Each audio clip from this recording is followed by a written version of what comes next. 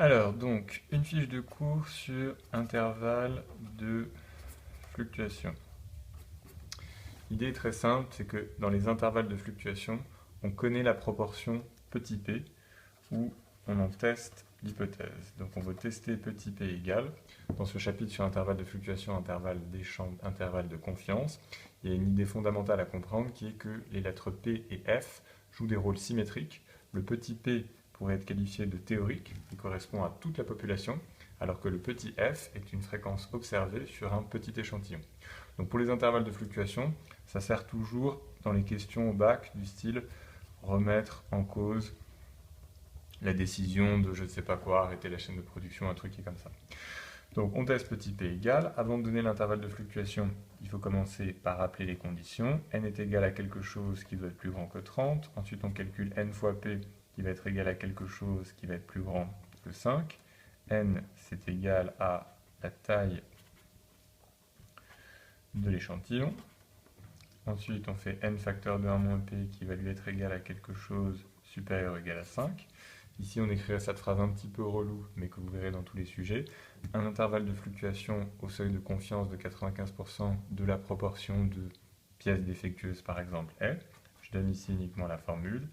I indice C est égal à P-1,96 grande racine carrée de P facteur de 1 moins P sur petit n, P plus 1,96 grande racine carrée de P facteur de 1 moins P sur petit n. On calcule tout ça avec la calculatrice, en arrondissant par exemple à 10-3 si c'est ce qui est demandé. Et ensuite, donc ça c'est la première étape qui consiste à donner l'intervalle de fluctuation. Et dans les sujets du bac, vous avez toujours une deuxième question qui parfois est avant, mais qui dans l'ordre chronologique vient maintenant. On calcule la fréquence observée, qui est quelque chose sur petit n, c'est-à-dire que là, on est parti de la proportion théorique des pièces défectueuses dans toute la chaîne de production. Maintenant, on nous dit que sur un petit échantillon, il y en a tant qui sont défectueuses, tant divisé par la taille de l'échantillon. Et ensuite, il y a deux possibilités. Soit petit f appartient à l'intervalle de confiance, de fluctuation, pardon, j'ai mis des c partout, mais ce sont évidemment des f. Intervalle de confiance, ce sera pour la fiche d'après.